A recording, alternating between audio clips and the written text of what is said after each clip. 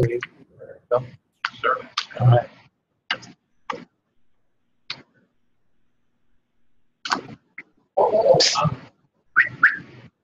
Back of the room. Calling the meeting to order. Today is Friday, February 5th, 2016, and the time is 2:04 p.m. We have a quorum present, and the meeting has been duly called, and notice of the meeting was posted as required by law. Do we have any items for closed session? No, sir. So no items for closed session, so we will stay in open session. So we're ready to go, and the first item up on the agenda is presentation of the 2014-2015 Texas Academic Performance Report. All right. Thank you guys for being flexible and setting this meeting today. This is the main reason we're having the meeting. We've got a couple of consent items, but this is legally required to have.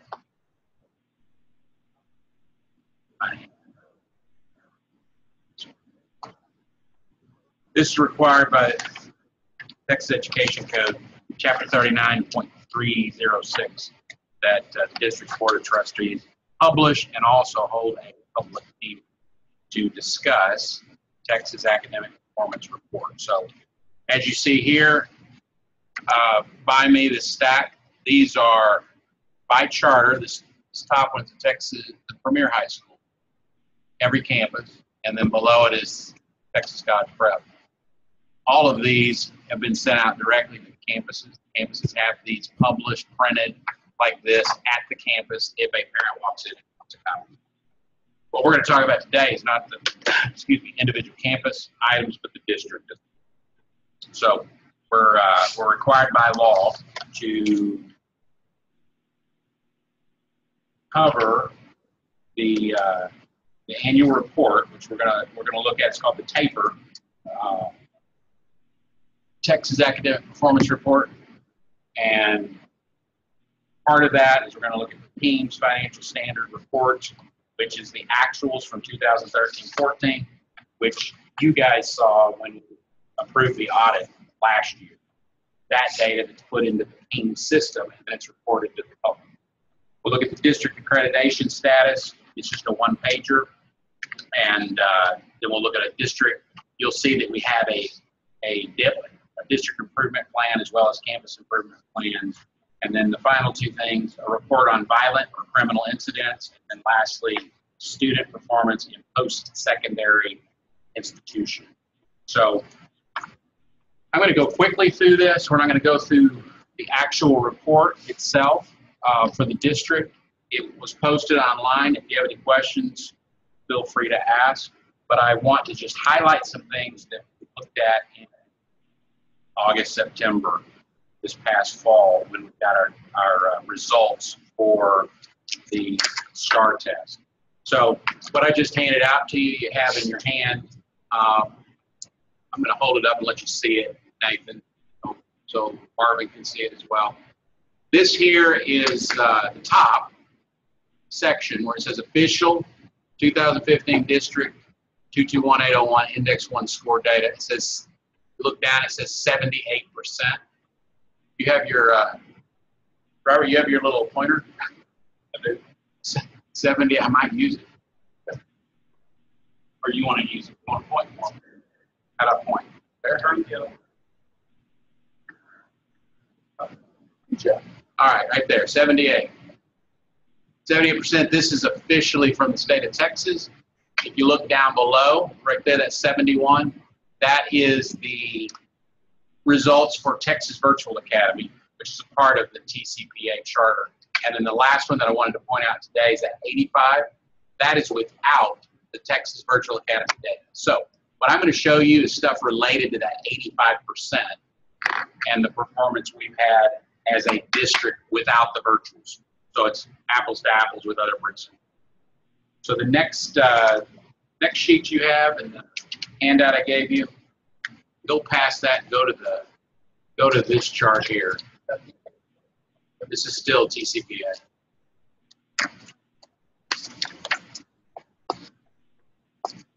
There we go.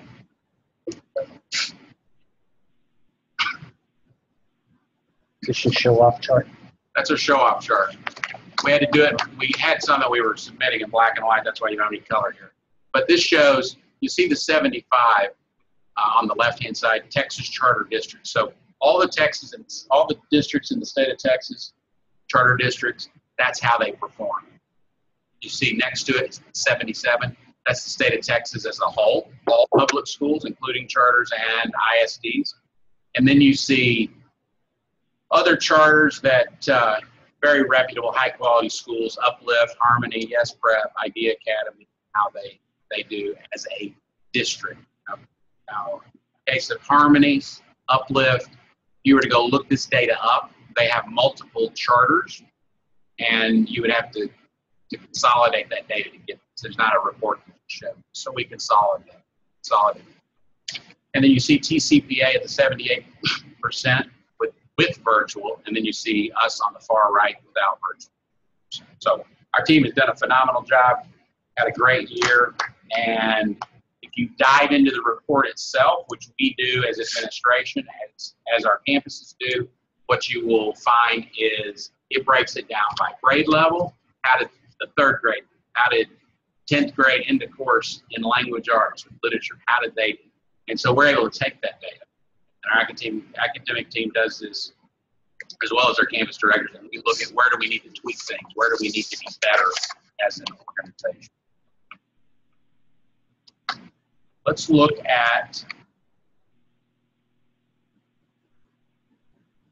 let's stay with TCPA and then come back to the Premier data. So that's academic performance. That's how we've done as an organization. One thing you may have noticed, I want to point out to you on the, you can just pull up the front cover, Nathan, of the paper for the district, is it says 2015 Special Education Determination Status, needs assistance. Wanted to point out what that is. That is, there is a series of reports that go into TPA. We refer to them, acronym as PBMOS, Performance-Based Monitoring and Assessment System. And what PBMOS does is it takes the data and it slices it multiple ways by the special program. So we have PBMOS data that we submit for limited English proficient students, for special ed students, for career and technology students, and it's broken down into that. So what you see here, I talked to Susan Malden, our special ed coordinator, director of special ed, and what this is needs assistance, is it takes and it looks at how did the special ed students do in this district. When we look at Premier, you'll see that they do not have that needs assistance, but TCPA, they do.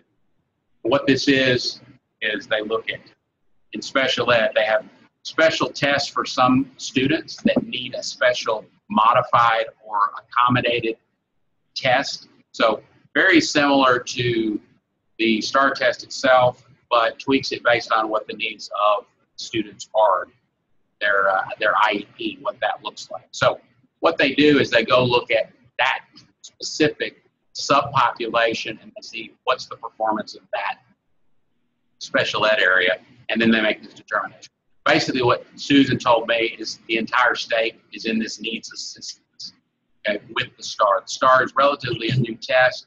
They're still having to figure out what do we need to do for our special needs students, what kind of tweaks do we have to make to the assessment and to the modifications, accommodations, that kind of thing. So this is, it's important to point it out because it's there. The public looked at it, they say, what is that? What I'm sharing with you guys is it's a problem across the state. It's something we can't specifically look at ourselves and say, we can fix this by ourselves, because it's set by the state standard. The state is across the board having struggles with it, and it will be tweaked.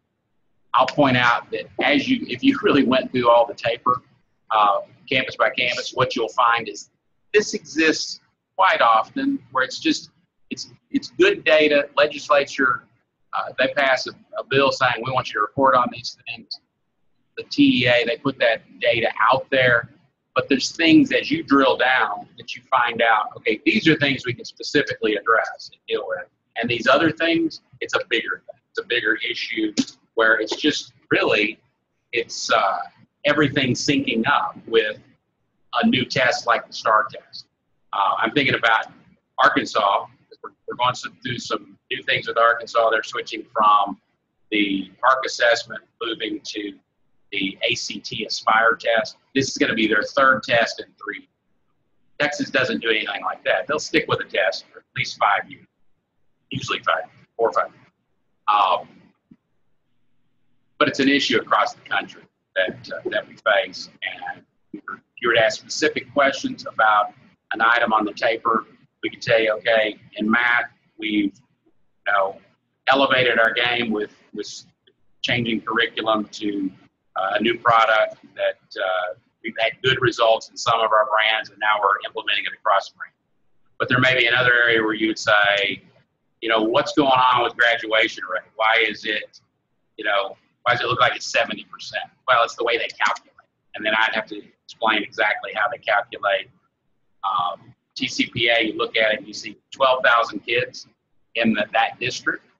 But when you really drill down, when you look at the graduation rate, it's only iSchool High and the virtual school because of the years that they're looking at. You have to have a 9th grade and a 12th grade, which has to be, in the end, 5 years to even pull anything.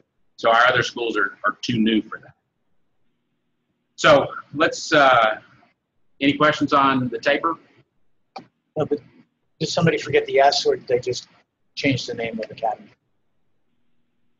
I dropped the S off this is off TA's website. I think they have that many characters, that old system.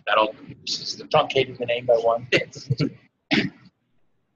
All right, second thing we need to look at is the team's financial standard report. I'm gonna bring it up on screen and just let you see it. I'm not gonna walk through it. This is taking the audit and it's being submitted through Teams, and then it's reported by TEA several months later, and the public can see this data. So this is data we've already looked at. Next thing is district accreditation status. What matters is you've got the status of accredited, where the arrow is, Nathan's got on the screen, and that's created by the other 2 areas. The first rating, above standard achievement, and then the accountability rating, which is met standard. All right. I'm going to just pull up just to show you the cover. If you didn't have a chance to look on your Dropbox, is the district improvement plan. You've seen this, you've approved this. We, honestly, this plan itself is more to meet federal requirements for Title I and for state funding for ComEd. So if we were to scroll down through it, to get close to the middle of it, you would see a dollar amount. And what we're then doing is we're telling the state, here's how we're going to spend the Title I or ComEd funds. The rest of it is pretty standard, what you would see with most districts, where you're kind of talking about just general things. Now, what we do at the campus level is they hone down very specifically in how can we serve kids and make a difference by having an action plan. You see a lot more of that being done at this level. So that's the page right there where you see, you use your arrow and just point to that state ComEd funding and then Title I funding. All right. Next thing is show you a report of violent or criminal incidents. This report is out of Teams, and it shows every disciplinary action that ever happened in the school. What I'm going to hand you right now is one that narrows the focus to what would fall under violent or criminal incidents that we believe, you know what, be good to be on the safe side of going ahead and just reporting it as required by law in this meeting. So this one pulls out where you have most of those codes on the screen, they're falling under just violation of student code of conduct. So we pulled those out on this report, and you see a 1 and you see a 5, like on CopL Quest, you'll see a 1 and then the 5. The 5 is there's a legend at the bottom that tells you what happened, out of school suspension, 5. So as you look across at each of the columns, you'll see the number of students, incidents, and that code. And then the header up there is showing you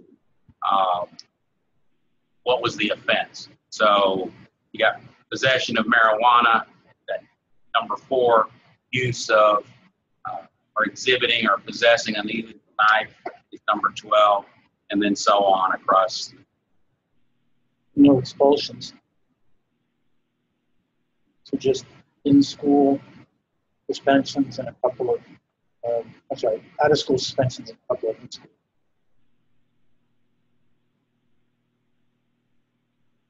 There are no expulsions for these 1, 2, 3, 4, 5, 6, 7, 8 categories. There are expulsions in other areas that are not, that do not fall under violent crime. So it could be something else that they do. Right. You don't follow the student code of conduct. It escalates over and over again. You've been suspended. You continue to violate. You're belligerent, whatever, but it's not a criminal. Okay. Gotcha. So with respect to the criminal, so 6, possession of marijuana.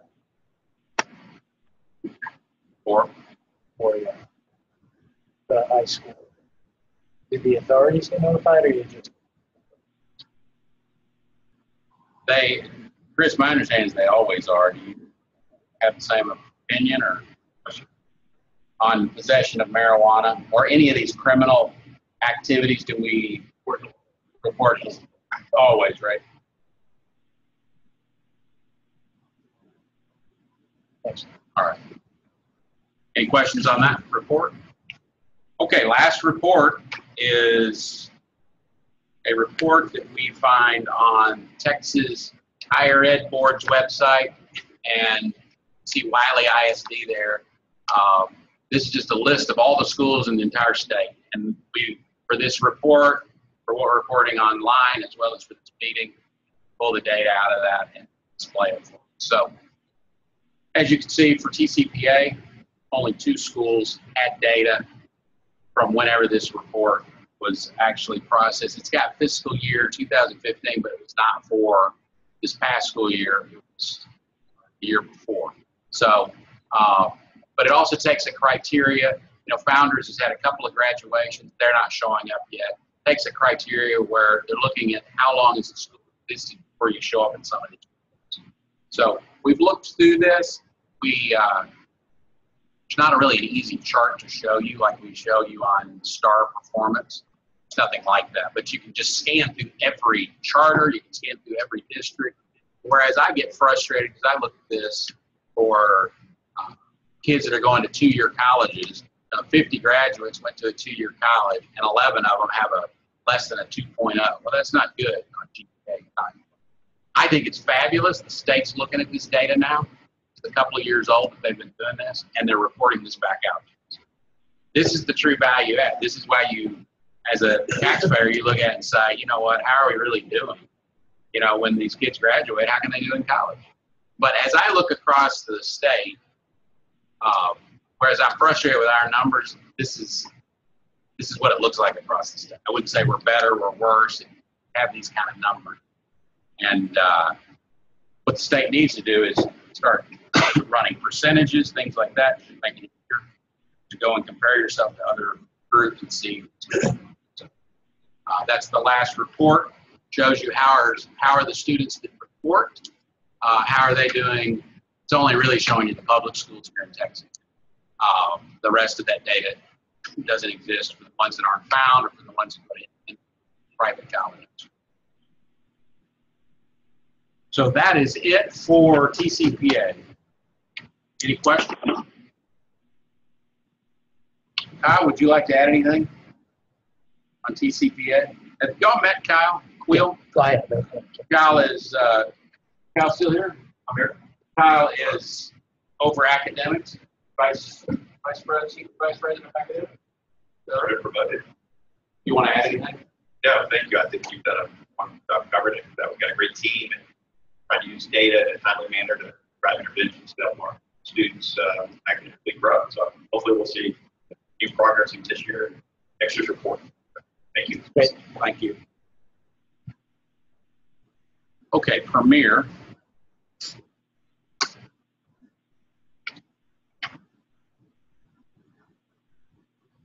We have the AA report. Strength that a little there. That's good. All right. So this takes, if you look at the taper itself, if you take and you look at this document for the Premier Charter, then you will see comparisons of the Premier high schools compared to the state of Texas as a whole. They do not go pull the data to show you what we pulled, which is that second from the far right, got Texas AEA districts. What we've done is we've taken every school district in the state that had an AEA type school, alternative accountability school, and we put those numbers together, and it came up with this 7%. So you won't see that on a state report because they don't run it that way. But this is a comparison to the largest AEA schools in the state, as well as all AEA schools across the state of Texas. And again, you look at a phenomenal job our premier school is doing, with students being almost 20 points ahead of everyone else in the state. So we're very proud of that. Same thing that we do with TCPA. You can pull this data by grade, by subject, to see where your weak links are, and adapt those as needed. You see here the special ed area is met requirements, different standards as you get into AEA, as you see up there middle, it says 2015 accountability rating, at alternative standard. So whereas most school districts across the state miss special ed, it's because they're not AEA districts, they're standard accountability, like Louisville. All right. Go down the line. I want to make sure we display it today. Again, you've got the Premier Charter, and the Premier Charter, this is coming off the audit report as well.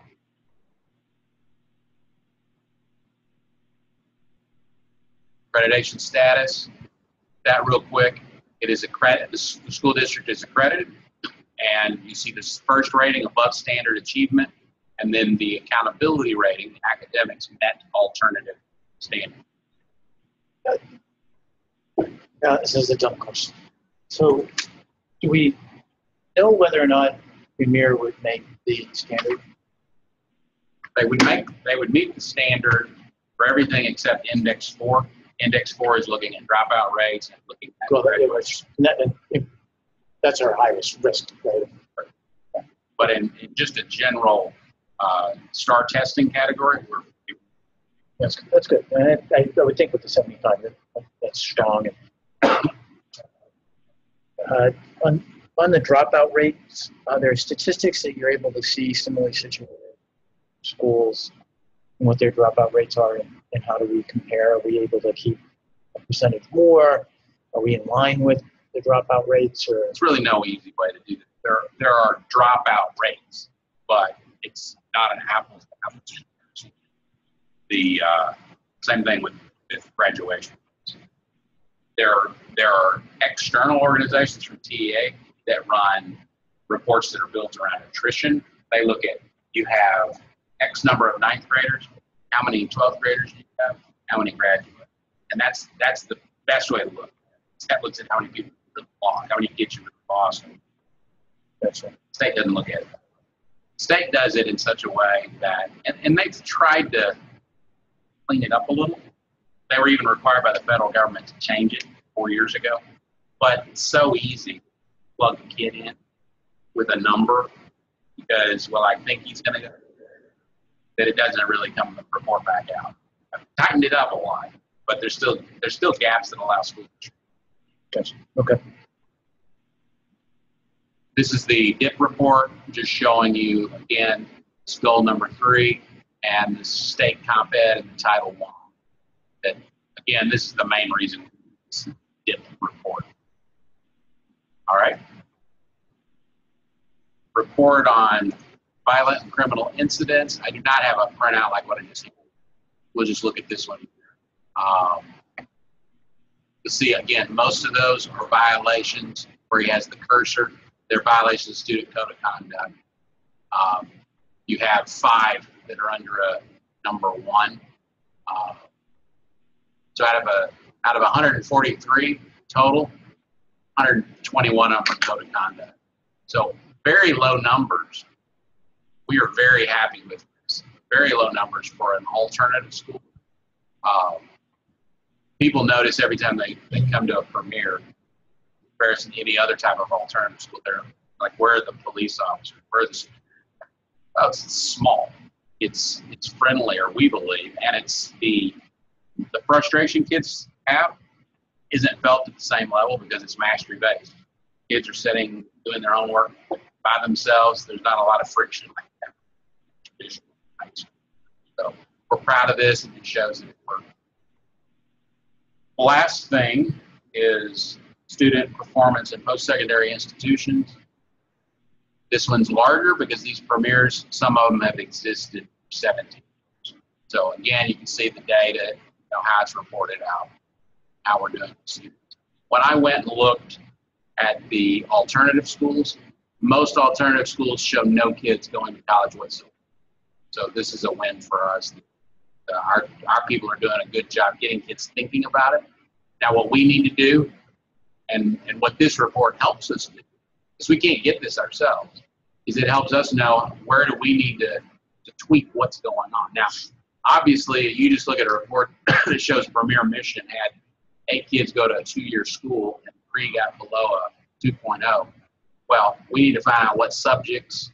We need to know where do we need to tweak what we're working on. So it's a start, but we need to be able to get more data, drill down further. Yeah, but isn't the data coming a little too late to say that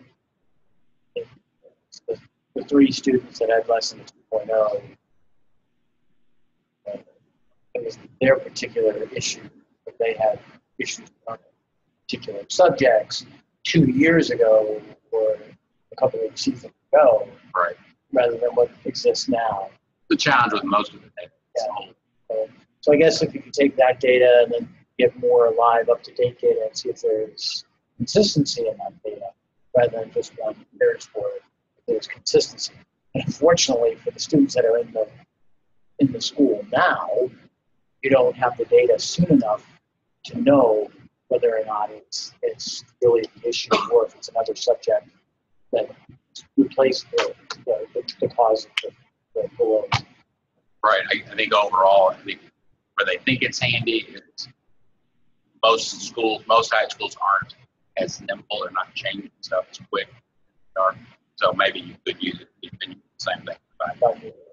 Yeah, so that's pretty much my question was leading into. Let's make sure we're looking at live, fresh data, being able to make those adjustments sooner for the kids or for the next set of kids.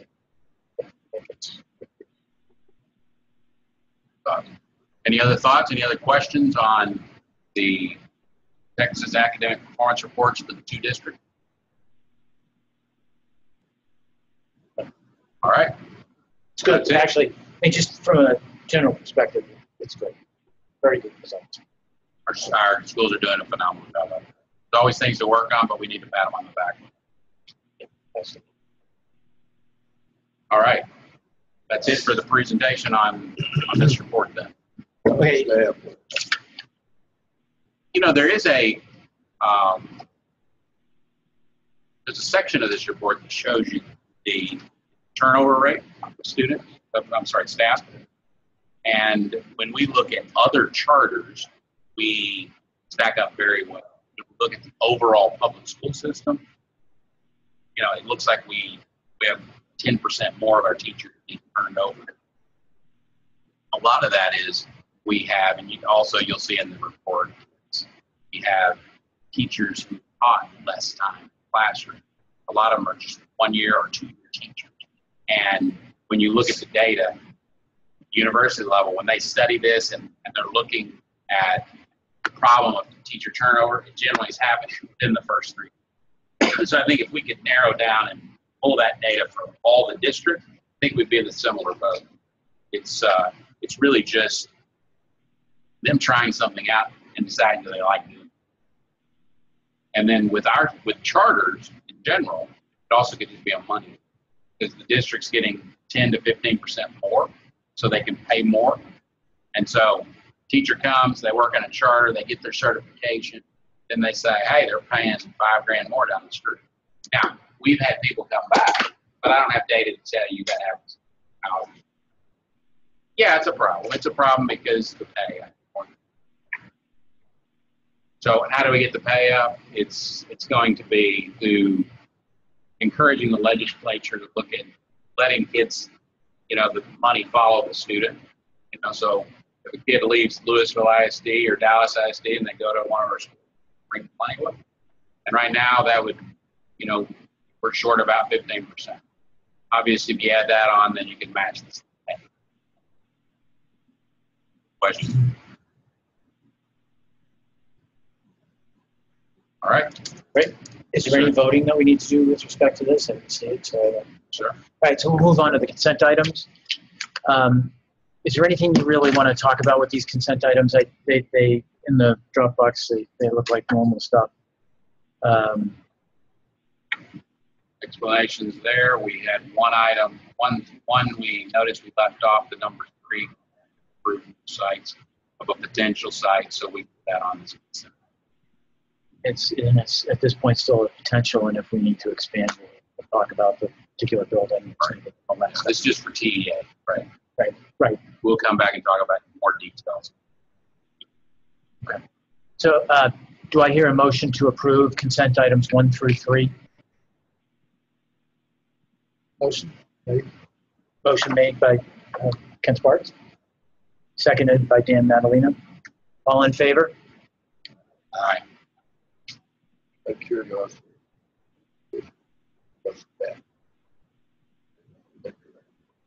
Hey, Marvin, did you hear the vote? Yes, I did. So did I. Aye, okay, good. I just didn't hear you, sorry. Any objections? No, the consent items passed unanimously. So, any other questions or subjects for the board? Okay, no, that's one. Staff just We would do that in closed, right? You're asking about is it reported on a report? It's not on a report. So terminations, things like that would be done.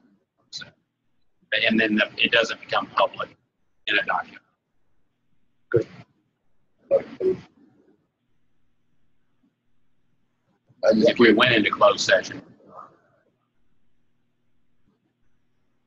So we can adjourn the meeting? Yep. Okay, that's good. Thank you.